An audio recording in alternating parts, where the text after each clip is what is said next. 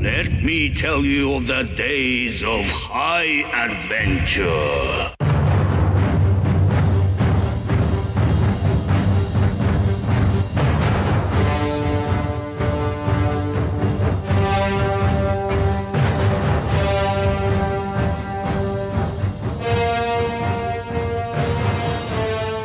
Hello, I'm Kevin. And I'm John. And this is 6 Degrees of Schwarzenegger, the podcast where we take a long, hard look back at some of our favorite action movies from the era of Arnold. Schwarzenegger is the icon of the genre, everybody. And we're taking a deep dive into some of these 80s and 90s cult action movies, and we're breaking them all the way down.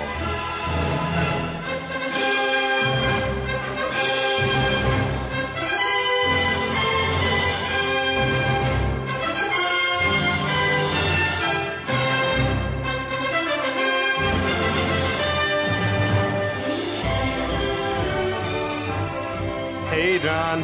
Hey, Kevin. Hey, Kyle. Hey. Hi, Kyle. Hey.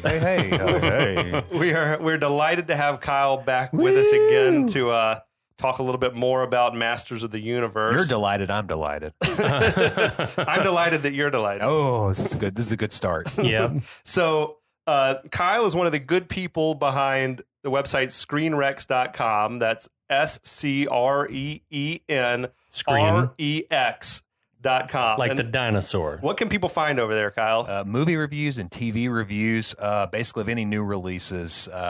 Frankly, if you can't get to the website, you can also find it through my Rotten Tomatoes page. Oh, yeah. so You got your cool. own. There's a page? Oh, yeah. In the That's presence rad, of dude. greatness. What's that? Is it just Rotten Tomatoes / I Kyle don't know. Pinion or Like, something? Oh, God, I don't even know. It just But if you Google Rotten Tomatoes and Kyle Pinion, Pinion, by the way, not YAN. And you'll find my page. It'll link to everything I've ever read. Yeah, and I'm sure that that Rotten Tomatoes also has a handy search feature, so you probably type that in as well. If you want to see cool pictures of small dogs, you can check out Kyle's Twitter. That's pretty much all. My Instagram, especially. Well, I have to say, it's like in the last week or so since last we were together, I've been and read some of your reviews and have been enormously impressed with your writing style, first and foremost, but also thanks so much for getting me into Sparks. Nice. That was a big earworm over the past couple days. Nice. Yeah, it's a lot of fun. One of the great underheard bands, I think, of the 80s. But I had literally never heard of them before the trailer for that movie. Same. And I was like, the songs were awesome. Oh, they're killer. But let me tell you, they are the band that I think everybody thinks Queen is. I'm going to be honest with you. Interesting. It's the most controversial statement I have, but I absolutely adore Sparks. Okay. That's awesome. I'm looking forward to the documentary and to exploring exploring their discography. Absolutely.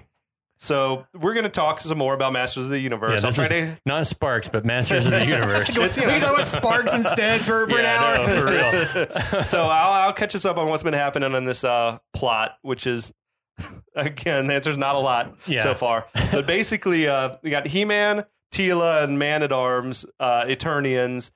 The Eternia is under attack. Skeletor's taking over Castle Grayskull. Oh, no.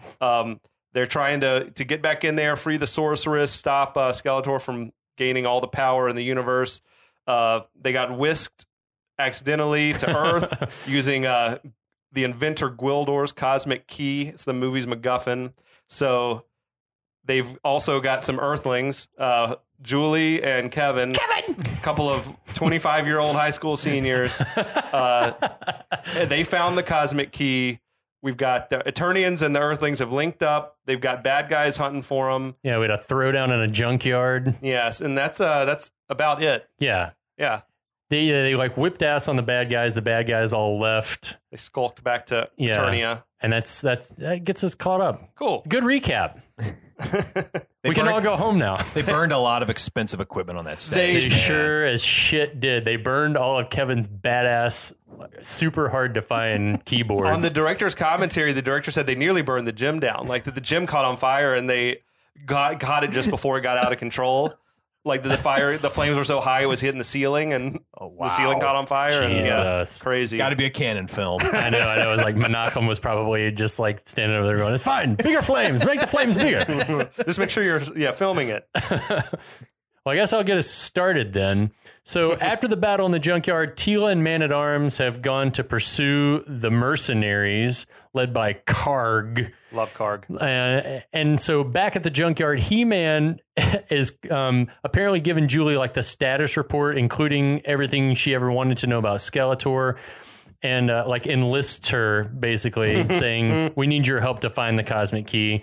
He's like, it's about this big and it's got buttons all over it. And she's like, yeah, I've seen that. My boyfriend has it. So He-Man's like, that kid's in a shit ton of trouble. And so they run off to find him. Meanwhile, he says, he's in terrible danger. Let's go. Yeah. More to the point. There's no spaces between those words. Yeah, you'd think for someone that had as little screen time as Dolph Lundgren that he would have tried to make more out of his moments. Yeah, but man, he didn't. He's in terrible danger. Let's go. So yeah, meanwhile, Kevin's like returning to the high school, which is burned to the ground. Yeah. Fire trucks are everywhere. He's upset to find his audio gear like in cinders. He did. He seemed to value the keyboard. I mean, I would too. First and foremost. I would too, but never mind that Julie's body might be in there. Thank God they saved the pagoda. The pagoda had been salvaged. It was dragged out. Are they still going to have prom? That was the scene that I mentioned where in this scene there's prom goers in the background, like kids in suits and dresses and stuff. So I'm like, I guess this is actual prom night. Yeah. It's just strange. Is this an actual high school, though? I mean, I don't know if they mentioned that in the commentary or not, but I was trying to like... Oh, with the filming location? Yeah, I was trying to get a sense of like the geography of the actual hallway they were walking I think through. it was a set because from what I gathered from just reading online, it was the set that Canon was going to use for their Spider-Man feature. Got it. Oh, like the exterior of the school? Yeah. You mean in that little short the exterior hallway? and the interior, like all the gym stuff. Oh, I thought that was a real... Well, maybe it was a real building. I don't know. Yeah. All I know is they really did almost burn it down. That was the location from what I gather that they were going to use for the Spider-Man movie. It would make sense that there would be a high school and a Spider-Man movie. Yeah, It would be more so than a He-Man movie. It gives me hope that they would have at least gotten that part right, but then knowing canon, would Peter Parker have also been a 25 or 30-year-old high school student? Oh, hell yeah. So it would have had like Michael J. Fox, 1990 Michael J. Fox in there. Or it would have been Kevin Bacon. Kevin Bacon. Yeah. So as paramedics roll Carl out on a stretcher, Carl's the janitor, for those of you who are nasty and listening before. Kevin's like, Carl, hey, what happened? And Carl says, you don't never want to know. Busted out laughing. It's like, okay, Carl. Kevin tries to go in, but the police, led by the irascible Detective Lubic, they stop him. James Tolkan has entered the picture. Yeah, that's right. And the movie is taking a turn for the fantastic. Absolutely. Yeah, he's one of my favorite things about the movie. Because he also just goes for it. Yeah. And he's like right in his element. He's getting to play that role he's born to play, which is kind of a in-your-face hard ass. Yeah. Kevin tells them, the police and Lubic, that Julie was inside. Lubic's like, hey, man, there's no one else inside. We're investigating the whole place for arson and vandalism, and all we found was this, and this is Julie's purse. Kevin's like, hey, that's my girlfriend's purse, and hey, she's missing. And so he like starts to describe her for Lubic, who's like jotting down notes and like doing that like James Tolkan, like licking his lips and like putting his tongue weird in his mouth, as Kevin becomes like more and more combative about why the police aren't doing anything about a situation that they've only just become aware of. Like, why aren't you out there looking for us? Like, you literally just You're said, still giving like, her description. Yeah. So Lubic decides that he and Kevin are going to take a ride. Oh, great police procedure. By the way. Yeah. Like, get in the car. We're going for a ride. We're going for a ride. I would too. Like, fuck this kid. Like, this giving me this routine, and like we've just figured out that there's a girl that was even in the building. So anyway, he puts Kevin. What time do you think it is that the prom is only just now, or it hasn't even supposed to have started yet? It's got to be like 7. But it's because it's after dark. That's exactly what I was thinking. Is like close to. Well, the prom should have. Yeah. Prom would have probably started. Maybe the dance would have started today, but people would have started getting there at 7. Yeah. Okay. It all adds because up then, I think. If he's just getting back, if Kevin's just getting back to the school, I don't know. I love that he left Julie guarding his, $10,000 worth of gear. Anyway, I don't think you would have expected Beastman to roll through the gym. In fairness, that's accurate. That's accurate. Yeah. So Lubic puts Kevin in his squad car, tells him to lead the way to Julie's house. We cut back to the junkyard. Teela and Duncan are returning from chasing the mercenaries. He tells He-Man that they got away. He-Man introduces everybody, says that Julie knows who has the cosmic key. He's like, this is Teela, this is Duncan. Good journey. Did you have any luck? Yeah. Not as much as you, apparently. Yeah, says Teela. I like that. The fuck? I like that. Like, Teela is totally like, she's super jelly right here, right? Yes. Like, do you think she wants He-Man. Is she He-Man's girlfriend in canon? I don't remember. I don't think they had a relationship. Did they? I don't. I think that all right, so last time we were trying to figure out like who the fuck or what the fuck Skeletor is. So I went down a few YouTube wormholes. Come to find out, if canon is to be believed, like if we follow all the source materials, Skeletor is a warlord from another planet. Okay. In some cases. In other cases, he is King Randor, Prince Adam's dad, Sir not appearing in this film. Mm-hmm. He is King Randor's brother. Okay. So Skeletor is like He-Man's uncle. Yeah. Okay. You sent me that link. He would in that lore, he would have been like his evilness sort of rotted his flesh away of it from his face. Well, in one of the cartoons where he was introduced as He-Man's uncle, it was like an acid accident that like corroded his face off. Oh, a freak acid accident. Okay. Like it's very Joker. Yeah, like okay. he fell into the Axis Chemicals vat. And so like basically it's a toss up. What you want Skeletor to be, that's what he is. But in some of the cartoons and other like lore, Teela, there is a romantic connection between Teela and Prince Adam. Okay. Like Prince Adam, but not He-Man. Like in the earliest renditions of like the comics and stuff where He-Man was just like this barbarian warlord, like he was the protector of his people. I'm pretty sure that in that version, Teela was his woman. Okay. So it makes sense in this that she'd be kind of like, fuck. Forgive my foggy memory, in the cartoon, did everyone know that Prince Adam was He-Man, or was it like a Clark Kent Superman? It was a thing? Clark Kent Superman deal. Oh my God, this is worse than Clark Kent Superman because he has the exact same face. Yeah, but the pink pants and purple vest and shit. But he had the same Page Boy haircut. Same head. Nothing changes. Same head. He He's still the changes same clothes. 500-pound muscle man. But also, the voice actor did make the decision. Like Prince Adam's voice was like pitched higher, and Superman's voice was like, "Anybody want to use Bolo?" Yeah. It's like I don't know. Sure. Anyway, what Teela said, wildly inappropriate. Yeah. Like the implication that He-Man had fucked a high schooler. I don't think it matters in Eternia. Age ain't nothing but a number, baby. That made me wonder, has He-Man just been like boning his way around Eternia or the galaxy? I don't know. He hasn't been doing anything else. He's certainly not in this movie. So He-Man says that the baddies were just a scouting party, the mercenaries are the baddies, and that they need to find the key before Skeletor's entire army shows up. Is at that moment that an old Cadillac, a badass car, comes like crashing through a pile of garbage towards him. It's Skeletor! And he says that he's fixed the car to run on something called neutrinos. The DVD Blu-ray subtitle said Lucrinos, whatever the fuck that is. But he definitely he says neutrinos. But then later on, when he says it again, it's neutrinos. So I think that's bad editing from someone. How did any of this happen? Like, where he has did he this get some Eternian neutrinos? Tech, but he didn't have that on his person. No, he carried when he came nothing through with the him. wormhole. Yeah. And I don't know that it would be compatible with a 60s caddy or 50s caddy. We don't know what's in his cloak. He's got like Mary Poppins bag or something. I just envision it a MacGyver thing where he just like takes any junk he finds and turns it into something else. Everyone piles right. Yeah, exactly. Everyone piles right in. Gwildor fires up all sorts of futuristic alien tech. That's what. Yeah, it's like the components. Where'd they come from? Yeah, it doesn't. Who knows? He ET'd that shit. But I kept thinking, speak and spell, the Mr. Spell. Yeah, exactly. I kept thinking of Jack. Where'd you get that? Where'd you get that? So back on Eternia, meanwhile, Skeletor is all up in Evil-Lyn's grill, and they're sharing this very almost tender, weird moment. He had her gripped, right? Like he was like hands on the side of her face. I just have to say one thing about that shot. For every single time I see it, I think that he's holding a crystal ball on a table because the cape she has looks like a tablecloth. I've thought that ever since I was a kid. I was like, what is he looking at? Okay. Oh, it's Evil-Lyn. Every single time, never fails. That's awesome. Cool. So yeah, he's like telling her, he's like, I need the people of Eternia to know that I'm running shit. and I'm depending on you to make that happen. Frank Langella brought like real menace to a very flimsy character. And he's otherwise pretty flimsy dialogue. He's pretty scary. He's much scarier than cartoon versions of Skeletor. Oh, yeah. Or kind of campy humor. Big time.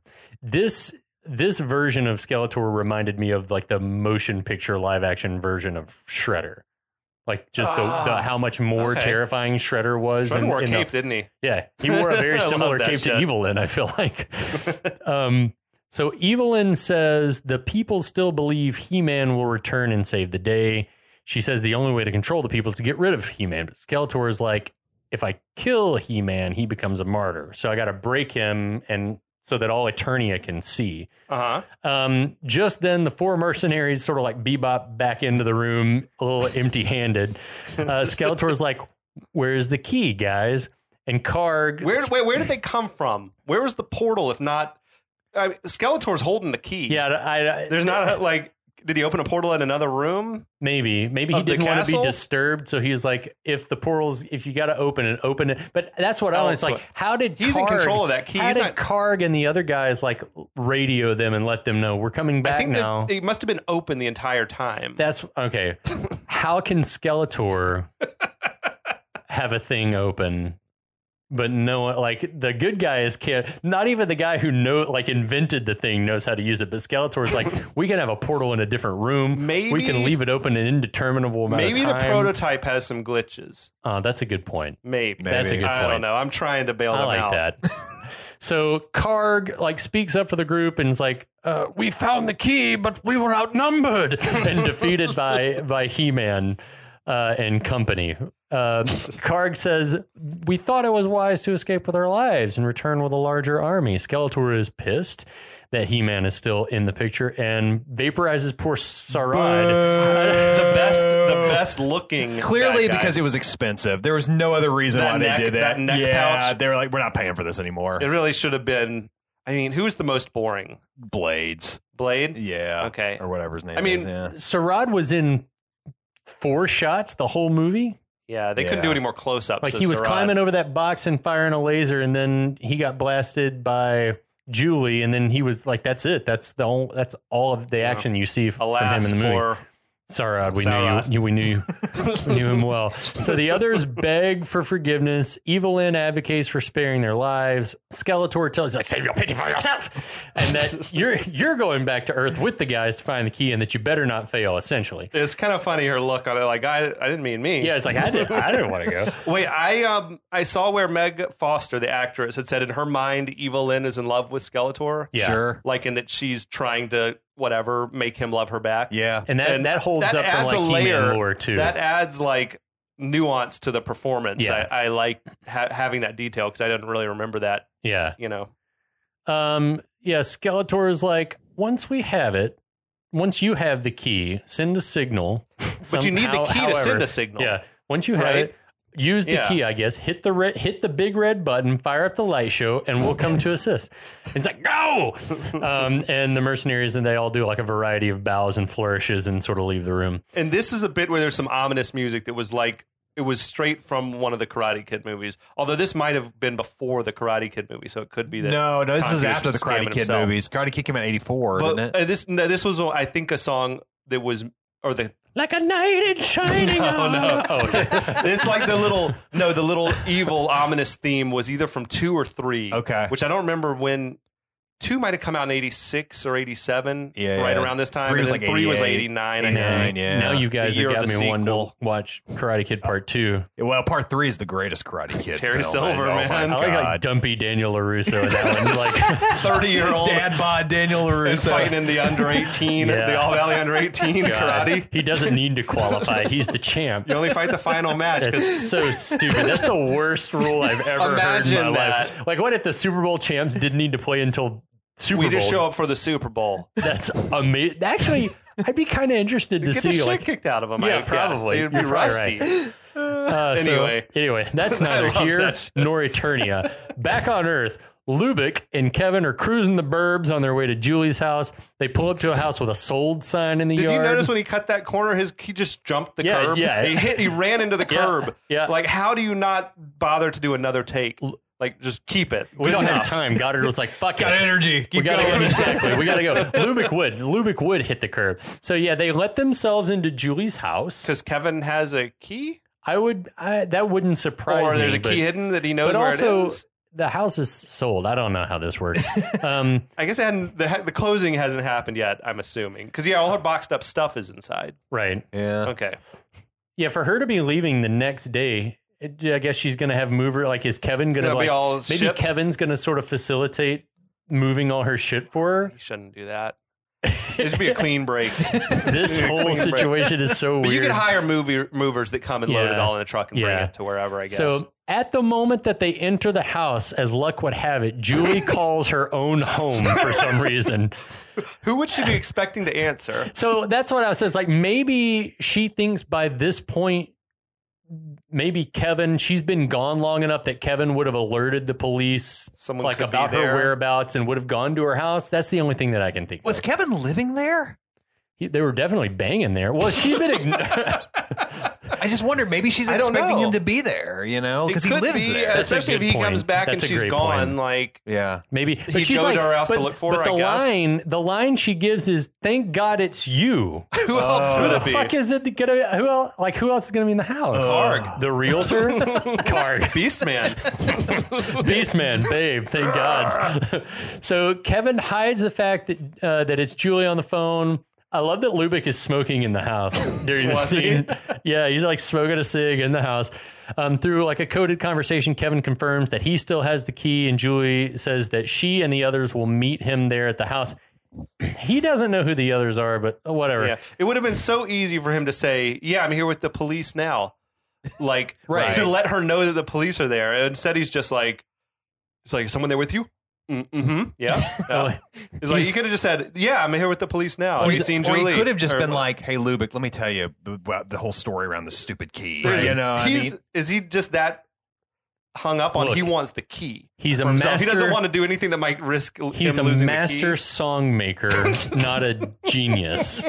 So Then Kevin goes straight to raid the refrigerator. Yeah, he hangs up the phone, and Lubic is suspicious that Kevin's been talking about the key and wants to know I think you were talking about this. Yeah. Kevin tells him it's a synthesizer, and Lubic just starts mashing buttons because that's what you do. I love how tickled he gets while he's pushing the buttons on. That was the moment I referenced before. You never have seen James Tolkan laugh before. Yeah, he's awesome. giggling like a child. He's super into it. He's mashing the buttons with his knuckles, like he's an ape or something. He's just like. He seems delighted by the device and tells Kevin that I don't believe this is a synthesizer. This thing that literally is playing music. I don't believe it's a synthesizer. Yeah, when not on duty, maybe he's he's got a successful side career got a side in music. band. He plays jazz sax. He's like Duke Silver on Parks and Yes, Recreation. exactly. Did you notice this little tie pin with his little handcuffs? No, that's cool. That was a cool touch. His jacket is awesome in this movie too. You like that little Serpico or whatever? Yeah, the leather jacket with the belt around it. That's badass. Back at the junkyard, Evil-Lyn and the mercenaries have shown up. A small group of stormtroopers are also there. They're resuming that search for Julie, He-Man, and the Cosmic Key. They've also brought through some kind of a hover vehicle, which again, it's like He-Man and the guys can't get through the hole fast enough, but Skeletor and his guys can leave it open long enough to bring through artillery and tanks and shit. But using a scanning device, we'll have to talk about how the fuck this technology works, but Evil-Lyn is able to see into the immediate past. Yeah. That the mercenary story doesn't hold up, that it was He-Man alone who knocked the shit out of him. How does that thing work? I don't know, but I dig that device. More movies should use that. Something that can let you see into the recent past in that certain place. How does that work? I don't know. They got crazy. We've seen the Cosmic Key can do crazy shit. I guess so. They can bend time. Yeah. It's within the realm of, it can, whatever. You get the disturbances in the space-time continuum. I guess so. Maybe I guess so. Yeah. The past disturbances. But we have to think that strange things are possible in Eternia, like souping a car up with neutrinos or whatever. Exactly. So meanwhile, one of the stormtroopers has locked onto the key's location since it's been activated by Lubic. It's about 10 metrons away. Is that more or less than a parsekion? There's just there's no continuity to their I kind of like the fact measurements. that you're I'm rereading Dune right now, and there's a lot of language that Frank Herbert uses, original units of measure and things that are part of that universe. They're, common practice. And I kind of dig the fact that I don't know what they mean. Well, I appreciate world building like that, but I also appreciate consistency. Yeah, that's also true. Yeah, I mean, this just sounds made up. It's all made up, I realize. It's 10 metrons away, which I guess is close-ish. Right. They get there pretty quick. 30 feet. You can see that robot's jaw moving. Come on. Well, why bother? What's such a weird concern that Mattel didn't want them to be humans? They need to be robots to get wasted. What if the robot passed a Turing test? Well, would we feel bad for it? That was the same thing with the Ninja Turtles cartoon, right? The Mousers and stuff? The Foot were all robots in the cartoon. The Foot soldiers. Oh, shit, for real? Yeah. There's another concern and of in the comic book, it's probably... the Ninja Turtles were fucking killing murdering ninjas. For sure. It probably is that thing of Saturday morning cartoon regulations or something. Right, yeah. Back at Julie's house, Lubic continues to play with the key. Kevin's like, oh, you think that's cool? Press the red button, which makes the light show and turns on the... And Lubic, like everyone else, is dazzled by the lights. It's very impressive. He turns it off, then demands to know where Kevin got the thing. Kevin, picking through a bucket of leftover fried chicken, says, that's my instrument. He's so nasty the way he's just handling all the chicken and licking his fingers and going back into touching all of it. I can't even tell you. I was still under the impression at this point of watching the movie that we're supposed to hate Kevin. Just find him very annoying and unlikable. Well, he's sort of but he's just such a non-entity in the movie at this point. He's a milquetoast. Yeah, he definitely is. So he then puts the entire bucket of chicken in the microwave. That'll work. Which it's a big fucking microwave. It was. And also, I could never imagine putting a bucket of chicken in. No, you take a couple of pieces few pieces out. You want to eat. I guess are you going to eat the whole? Maybe you're going to offer some to Lubic. Yeah, I'm sure he was. Lubic's a vegan. So anyway, the microwave jams the bad guy's tracking signal. That's right. Back at the junkyard. Evil-Lyn tells the stormtrooper to destroy whatever's jamming the signal, which was very reminiscent of Running Man to me. It's like, you got to jam the signal. Well, I like it's very difficult. It's like nothing I've ever seen before. It's like, destroy it now. And with a single keystroke, he destroys it. He's like, that didn't seem very difficult. Yeah, done. Dude. It's just, okay. Yeah, I had to hit this one button. Yeah, very difficult. And in doing that, hitting that button, the microwave explodes at Julie's house. Evil-Lyn and the rest of the troop begin heading to the location that they tracked.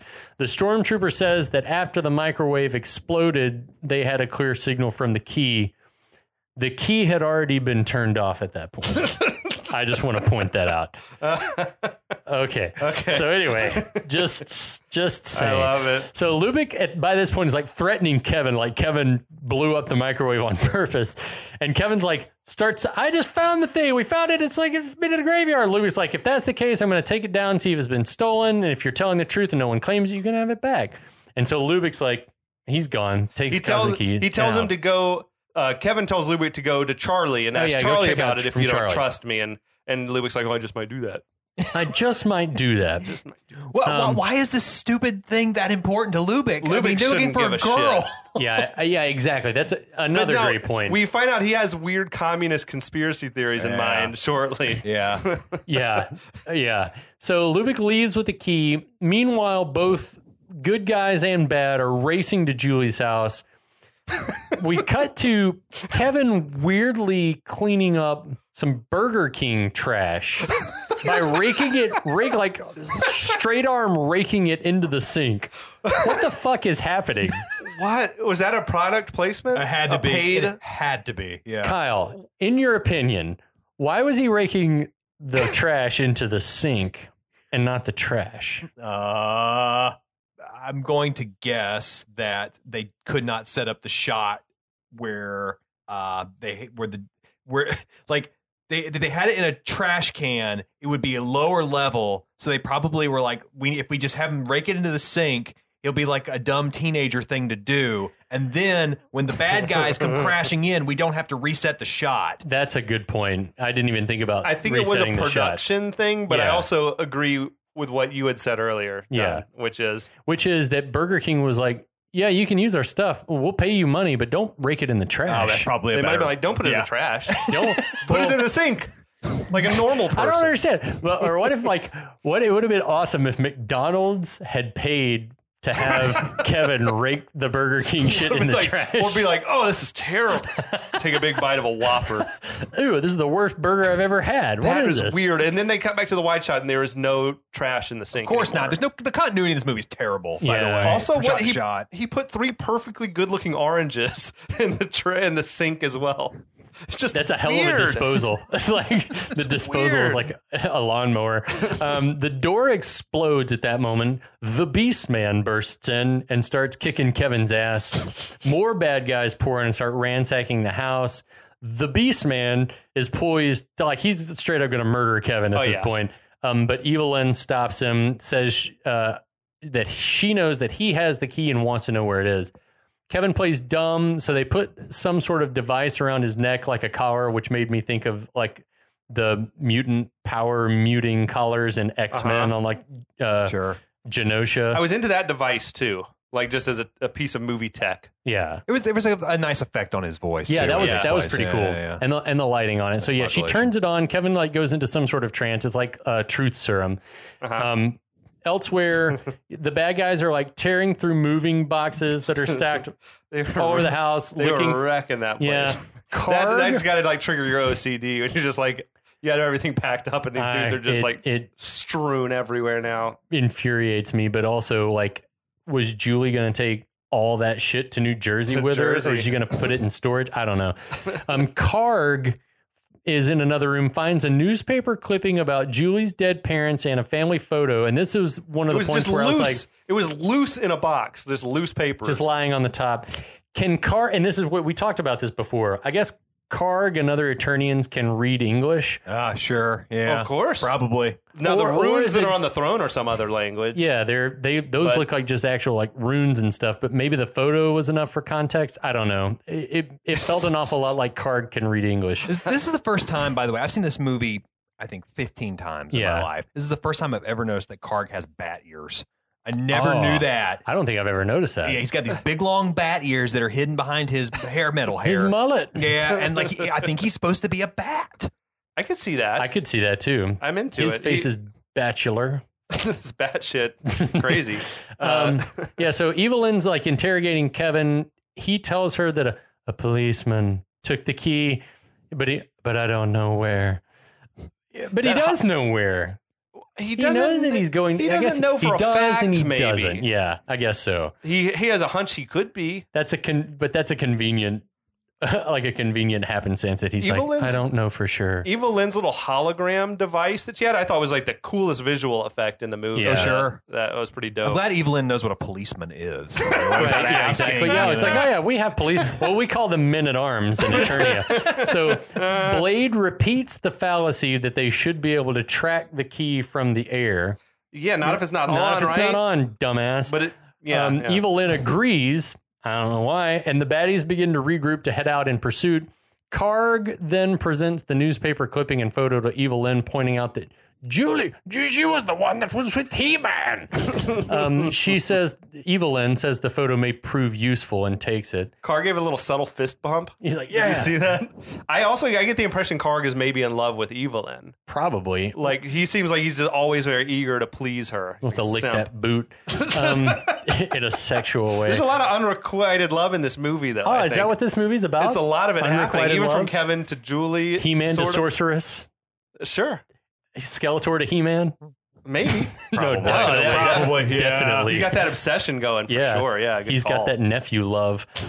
So the baddies all pile into the hovercraft and take off just as He-Man and the rest of the good guys arrive. Longest car ride ever, right? By the way. Took a while to get there. 10 Metrons or however many the fuck Metrons was like took forever for the good guys. I guess especially neutrinos. When, the troopers were on foot. I know. Right? And they got there faster. And they stopped to talk about their plan. And yeah. Well, I mean, if Gwildor was driving, there's no telling how many wrong turns they took. Yeah, they burst in the house, find the place wrecked. They also find Kevin in the kitchen with a collar on. You know Julie's pissed. That could jeopardize the closing. That could jeopardize the sale of the house. Well, it's already sold. The it's sign's wrecked. already there. Yeah. So they ask what happened. Kevin tells them the bad guys came looking for the key, but that he didn't have it. The policeman took it, and they left to go look for him. Duncan's working to take the collar off Kevin. Kevin then tells them that a woman with strange eyes put it on him, and they deduced that could only be Evil-Lyn. Right. The only woman in the galaxy with strange eyes. They get the collar off of Kevin, and he snaps out of the trance, shocked to see Julie there with more weird aliens in the house. Kevin tells Julie to run, grabs a chair to use as a weapon, which Tila shoots at his hand. Yeah, she did. Quick on the draw. Julie's like, no, these are my friends. Kevin had that vibe of Matt in the Terminator, Ginger's boyfriend, when he's like, don't make me bust you up, man. Yeah. And then Terminator just sends him through the wall. Yeah. Julie's like, but these are my friends. Kevin's still freaked out. Things are tense, but just then Gwildor comes in dressed in Julie's dead mom's clothes and everything's cool. What the hell is that? It was like some ET shit when Gertie put him in the grandmom's clothes or whatever. 100% like Goddard's I love that scene in ET. Let's do that. Gonna bring the house down. Yeah. In the theaters, you're gonna lose there. She could be swinging from the chandeliers when Gwildor comes out in drag. Julie says she can try But wait, the Eternians thought it was hilarious. Yeah, everyone thought that was the funniest shit in the world. Take a minute to laugh at this. It was almost as funny as when Gwildor almost drowned. Almost in the first act, the end of the first act. So Julie says, I can try to explain to you, Kevin, on the road, but right now we got to help He-Man get the thing. Kevin's like, I don't know. Duncan's like, tell me where Lubic's headed. Kevin says he might have been going to my bud Charlie's music store to ask what the cosmic key is. And they ask if Kevin and Julie can show them how to get there. The couple's like, yes, no. It's campy Kevin's as shit. not, yeah, Kevin's he wants not having out. it, He wants rightfully to... so. He's pissed about his keyboard getting wrecked. We cut to them tearing ass out of the neighborhood in the caddy. Meanwhile, Evil-Lyn's ship is flying towards town. It's inconceivable that the baddies are not already there. I know. Yeah, but unless it's like you said, that they can't track it while it's turned off, and maybe they're just maybe they're aimlessly cruising. Well, just undetected by the rest of the whole town. We're gonna have to talk about that too. That no townspeople come out to see all the chaos. Everyone's over at the high school. It's 8 or 9 o'clock at night. It's not late. Yeah, I know. Over at Charlie's music store, Lubic is asking Charlie, tell me about the key. Is it Russian? He's on that commie. He's like, this commie shit.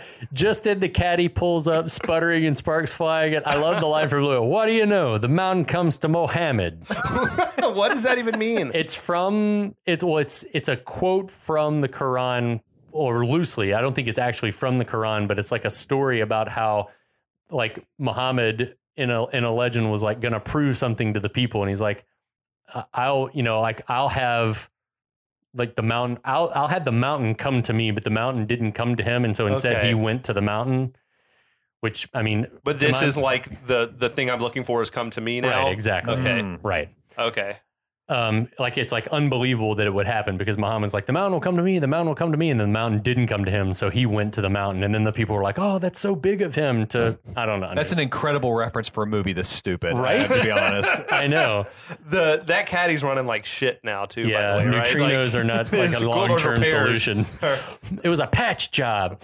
So as He-Man and the rest pile out, Lubic marvels at He-Man's side. He's like, hey, how come I got this feeling like I've been looking for you all night? I love Tolkan, man. Tolkan's the shit, dude. He's like, yeah, I've been looking for you all night. It's like great. he's ready to kick ass. Yeah, He-Man says he thinks Lubic has something that belongs to them. Lubic draws down on He-Man and says he wants answers. Let's start with you, Blondie. I love that shit. He's a treasure, Tolkien. Yeah. He's still alive, and I love that. That's awesome. Oh, what's he been up to lately? I don't think he works much. He's got to be retired. I think he does a credit, one credit a year. That's cool. Or something. He turns up at something. Yeah. He'd be a badass judge on any one of the NCIS shows or Law and Order or anything like that. Oh, yeah. Anyway, Gwildor comes in still in Julie's dead mom's clothes and says that the bad guys are approaching. How does he know? He says they're 18 metrons away. It seems like they should be closer than 18 metrons because it was 10 metrons from the house to downtown. There's only 4 sets. The town's not that big. Tila, in that moment of distraction, disarms Lubic. He-Man grabs the key, gives it to Gwildor, tells him to start plotting the course home. Duncan says, we've got 0.61 chromons to Moonrise, you guys, whatever the fuck that means. There's no context. It could mean 5 days. Yeah, like we 6 don't days, know. a week. I still kind of think that it's like a little more than 12 hours, maybe. So Tila takes Gwildor and all the humans to hide in the back room of Charlie's music store. As Evil-Lyn and her squad arrive, Karg tells her the key's inside. I guess he knows, and like he and wait. I think they've spotted that He-Man's in there too. Yeah. So he's like, He-Man and his crew are inside. Evil-Lyn tells the Beast-Man to lead the Stormtrooper attack, and for Karg and Blade to follow her. I have to ask, how many times have they referenced the Moonrise at this point? Only twice? It's been a couple of times in the throne room, and then I think a couple of times. Once when they got to Earth, it was at 0.84 chromons, and now it's 0.61. So 4 times total, maybe? So there is a countdown. We could do the math. We could do our own conversion. It's been 0.23 chromons since they got there, and we figure it's like 5-ish hours or something. I don't know. Yeah. I mean, it makes sense. Not a lot of time. So they got 10-ish hours left, maybe, something like that. So inside the store, He-Man and Duncan are out front, like entrenched in music gear. In the back, they barricaded themselves by amps keyboards. and shit, amps and keyboards. In the back, Gwildor's like trying to calculate the correct course back to Eternian to free the sorceress. As he's going about the hard work of saving everyone, Kevin interrupts him, wanting an explanation of how the key fucking works. Totally. Well, Kevin, Gwildor says, the universe is music, blah, blah, blah. Like, it's going to be really useful for the plot later. Like, that's all I can figure as we're watching. Yeah. Lubic's like telling the other humans that they must have stumbled into some kind of fringe cult, which is kind of awesome. It's good. It's good writing for I Lubic. Like that. That was a legit Tolkan. Funny joke. It's like some kind of a French cult. I just can't believe. I mean, I both like the fact that they're in a music store, but I can't believe when they said we're going to make a He-Man movie. An important set piece will be this music store in general. Just in general, yeah. I mean, like, that they return to many times. It boggles my mind that they went there. You are right. For a movie that was a high budget movie, they do have a very limited number of sets. Yeah, it's really kind of unbelievable. I don't know what they spent most of their money on. I guess the throne room. It was that canon shit too, where you felt like there was a lot of money being sort of siphoned off and going into producers' pockets. Yeah, probably. Shit. Yeah, it was immediately going into funding other movies. It was so like pyramid so weird. scheme Yeah, almost, exactly. or a house of cards. Back in the front of the store, Duncan and He-Man see Skeletor's forces amassing, about to crash through the front window. What's going to happen to our intrepid heroes? What's going to happen to Gwildor? Who the fuck knows? He-Man's barely in this movie. I'm at a loss. I do love this movie. I can't not love it. We're going to tell you all about it next week, listeners. In the exciting 4th installment of our Masters of the Universe series. Kyle, thanks for being with us. Thank you, guys. Yes. And we hope that you'll stick around. We'll do another. I got to see through it to the end. He hasn't even said the catchphrase yet. It's true. In the meantime, good journey, friends. And we'll be back.